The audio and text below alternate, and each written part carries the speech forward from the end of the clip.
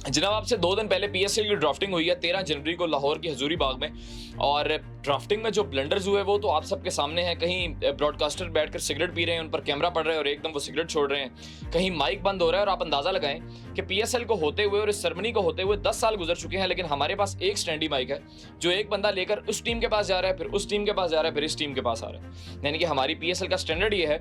और हम जरा देखें थीम क्या सिलेक्ट करते हैं अपनी पीएसएल की ओपनिंग सेरेमनी के लिए।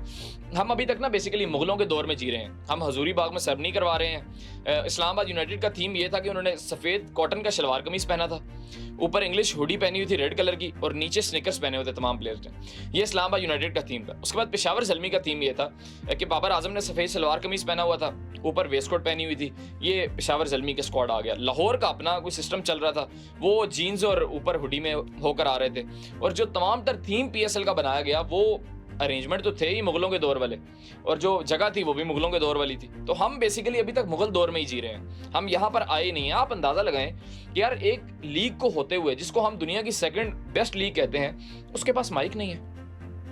प्लेयर्स बोल रहे हैं, किसी की आवाज़ डिस्टॉर्ट हो रही है, कहीं ग्राफिक का प्रॉब्लम आ रहा है, कहीं ब्रॉडकास्टर खड़ा होकर सिगरेट पी रहे हैं। मैं उनका नाम नहीं लूंगा, आप सब जानते हैं। मे बी एडिटिंग में उनकी पिक्चर्स भी लग गई हो, आपने देख लिया हो। लेकिन ये हालत है हमारी पीएसएल की। बहरहाल मेरा आज वीलॉग का टॉपिक ये नहीं था और मैं इस चीज़ को डिस्कस भी नहीं करना चाहता। इतनी मुझे डिस्कस्टिंग चीज़ लगी कि यार आपका पीएसएल सबसे बड़ा ब्रांड है, यहाँ से आपके प्लेयर निकलते हैं, आप इस पर मान करते हैं। पहले 2-4 साल पीएसएल के बहुत बेस्ट थे, नजम सेठी साहब के दौर में, जिन्होंने ये पीएसएल इनिशिएट भी किया, तब बड़ी अच्छी क्वालिटी के प्लेयर्स आया करते थे। लेकिन बीच में पिछले 5-6 साल में पीएसएल का स्टैंडर्ड इतना गिर गया कि ना कराची में क्राउड आता है, ना मुल्तान में क्राउड आता है, सिर्फ आज आकर पिंडी और लाहौर में क्राउड आता है। आप क्राउड को पुल नहीं कर सकते, आप बड़े नामों को पुल नहीं कर सकते।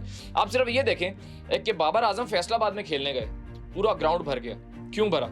लोग स्टार्स को देखने आते हैं, लोग आपकी क्वालिटी ऑफ क्रिकेट को देखने नहीं आते, लोग स्टार्स को देखने आते हैं, लोग बड़े नामों को देखने आते हैं। जब आप फाइनेंशियली इतने स्ट्रांग नहीं है कि आप किसी बड़े प्लेयर को ला सके, तो क्राउड कहाँ से आएगा?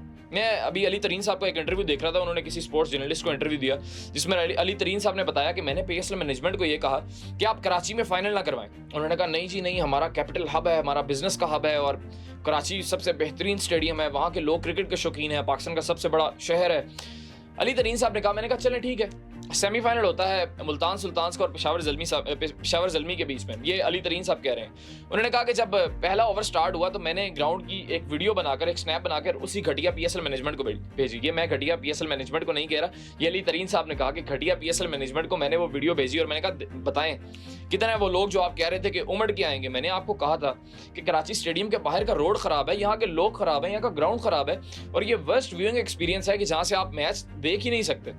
यहाँ पर आप क्यों अपना फाइनल करवा रहे हैं? आप लाहौर में लेकर जाएं, आप पिंडी में लेकर जाएं, आप पीएसएल को फैसलाबाद में शिफ्ट करें, वहां लोग आते हैं देखने। आप क्यों कराची में करवा रहे हैं? बेसिकली असल ये बात अली तरीन साहब ने तो नहीं की, लेकिन मैं अपने क्रिकेटिंग एक्सपीरियंस से ये बात बता सकता हूँ कि कराची की जितनी बड़ी cricketing lobby Pakistan national cricket academy में बैठी है, आपकी सोच है सर, आपकी सोच है कि वो लोग जितने स्ट्रांग हैं, और पाकिस्तान नेशनल क्रिकेट अकेडमी में बैठे हुए कराची के जो लोग हैं वो आपको हिलने भी नहीं देंगे। आप देखते हैं ना कि हर साल, अभी मजे की बात, चैंपियंस ट्रॉफी का ओपनिंग मैच भी कराची में है। और बताएं आप तो पीएसएल की दूर की बात है, आपका जो चैंपियंस ट्रॉफी जो आपका सबसे बड़ा पिछले 10 सालों का इवेंट है, उसका ओपनिंग मैच भी कराची में, जहां लोग देखने नहीं आते, जहां स्टेडियम के बाहर की रोड खराब है, जहां का स्टेडियम तकरीबन शहर से कोई 30-35 किलोमीटर दूर है, वहां कौन देखने आएगा मैच? तो ये आपकी पीएसएल का हाल है।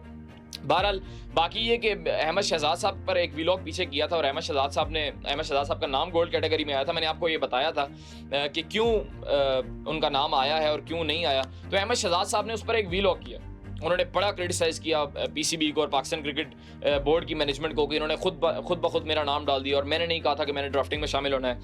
उस पर पीसीबी ने ऑफिशियली अपनी प्रेस रिलीज में अहमद शहजाद साहब को जवाब दिया।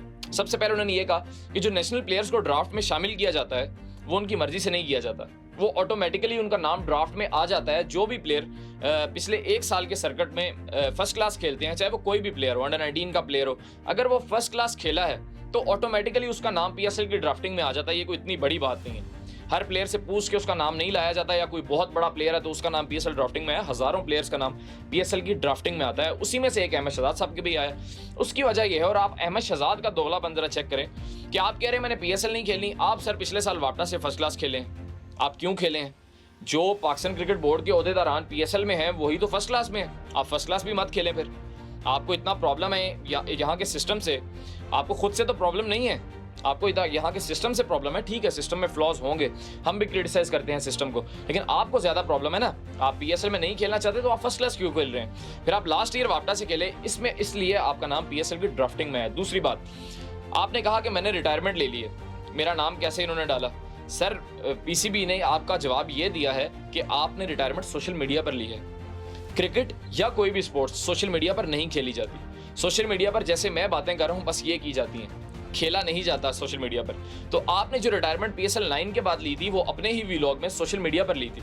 ये पीसीबी ने आपको जवाब दिया है। अगर आपने रिटायरमेंट लेनी है, मैं ये आपको कह रहा हूं ना कि आप डबल स्टैंडर्ड उनका चेक करें, एमएस शहजाद साहब का, कि उन्होंने ऑफिशियली रेजिग्नेशन दी नहीं है, उन्होंने ऑफिशियली रिटायरमेंट ली ही नहीं है, सोशल मीडिया पर उन्होंने रिटायरमेंट ली हुई है। यानी कि पाकिस्तान क्रिकेट बोर्ड को ऑफिशियली उनकी रिटायरमेंट का कोई लेटर पहुंचा ही नहीं है। उन्होंने पिछले साल से सोशल मीडिया पर रिटायरमेंट लिया कि जब मेरा चांस बना मैं वापस भी आ सकता हूं। सर, ये इतना सा मसला है, मैंने कहा ये क्लियर कर दूं, क्योंकि अहमद शहजाद साहब के व्लॉग पर मेरे बहुत से दोस्त नीचे मुझे कमेंट्स में मेंशन कर रहे थे, और व्हाट्सएप में भी अहमद शहजाद साहब ने जो जवाब दिया वो मुझे भेज रहे थे मेरे बहुत से दोस्त व्हाट्सएप पे। तो मैंने कहा ये चीज़ क्लियर करता चलूं। बहरहाल, इसके बारे में आपकी क्या राय है कमेंट सेक्शन में जरूर लिखिएगा। बहुत शुक्रिया।